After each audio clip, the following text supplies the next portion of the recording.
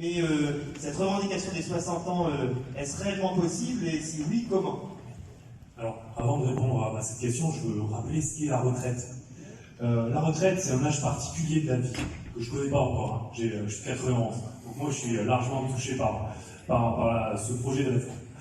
Bon, c'est un âge particulier de la vie, qui est à la fois attendu et désiré, parce que souvent le travail a été long, il a été pénible, on sort malade, on sort fatigué, on sort usé de son travail. Et on voit cet âge comme une libération. Mais c'est aussi un temps qui est angoissant, parce que, on va s'avouer, ce travail on l'aime quand même. Et puis, il nous fait nous sentir utiles à la société, on participe à la société, et on craint, quand on passe cet âge, de plus avoir rien à faire, de se sentir inutile, on a peur de s'ennuyer, on a peur également de finir. On entend la voix alternative là. Et nous, ce qu'on dit, c'est qu'on pourrait continuer à participer à la société. Et pour ça, il y a deux choses. La première, c'est être en bonne santé pour pouvoir le faire. Et la deuxième, c'est avoir de bonnes conditions de ressources pour pouvoir être dans une sécurité dans la vie de tous les jours, ne pas avoir à se demander ce qu'on va manger le lendemain, pour pouvoir s'investir pleinement dans des associations, dans sa famille, en venant à des réunions politiques, en participant à des loisirs, en voyageant pour ceux qui en ont les moyens. Et pour ça, donc, on a plusieurs mesures, et vous l'avez dit, le droit à la retraite à 60 ans avec 40 annuités à taux plein.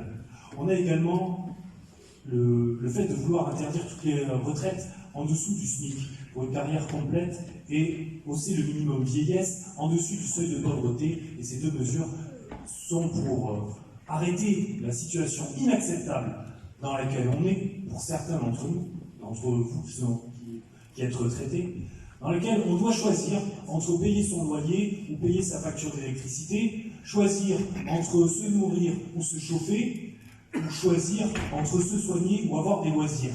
Ça, c'est inacceptable dans un pays riche comme le nôtre. Et donc, oui, pour répondre à la question, oui, on peut financer ces réformes, et pour ça, on a plusieurs pistes. La première, c'est augmenter le nombre de cotisants. Augmenter le nombre de cotisants, c'est-à-dire créer de l'emploi. Plus on a d'emplois, plus on a de cotisants, plus on a d'argent dans les caisses, et c'est tout à fait cohérent avec le projet de planification écologique que l'on porte, puisqu'il faudra du monde et des bras pour porter ce projet. La deuxième chose, c'est l'augmentation des cotisations. Alors attention, quand je dis augmentation des cotisations, je ne dis pas baisse de la qualité de vie. Et d'ailleurs, je vous rappelais que les cotisations, c'est un salaire différé, c'est une partie de son salaire qu'on touche plus tard. Eh bien, pour que ça n'impacte pas la qualité de vie, il faut augmenter les salaires.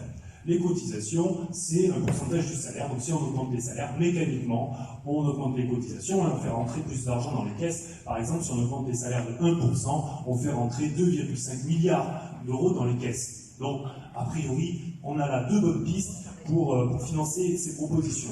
Et on propose également de mettre à contribution les revenus financiers des grandes entreprises.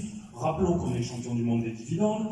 De l'argent dans ce pays, il y en a. Il y a 30% du PIB qui est détenu par 0,01% des personnes en France.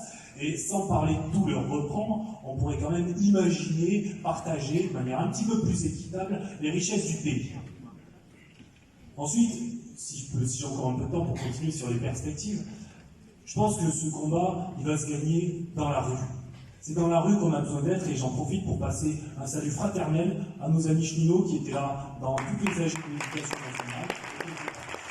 Au niveau de l'éducation nationale, qui sont en grève depuis 14 jours, les établissements sont en grève depuis 14 jours, j'en suis à mon 10e jour de grève, et je ne suis pas le seul, il y a plein de collègues qui sont dans le même cas. On a organisé des grèves tournantes, on a organisé des journées écoles, collèges, lycées morts, on a organisé des collectes de fonds, des caisses de grève pour permettre à ceux qui ont moins de moyens de pouvoir se mettre en grève, et également pour soutenir les cheminots pendant les congés, parce que nous on ne pourra pas se mettre en grève, donc on continuera à participer de cette manière, et ce combat il se gagnera dans la rue. Et moi ce que je demande aux organisations politiques, moi, je ne suis pas dans les instances nationales de la France Insoumise, mais ce que je demande à tous et aux organisations syndicales, c'est de se mettre d'accord sur un même projet, avec des idées claires et radicales, et qu'on se donne tous rendez-vous en janvier, un samedi ou un dimanche, et qu'on organise une grande marche millionnaire devant les portes de l'Élysée pour dire ensemble, voilà le projet que nous voulons. Ouais.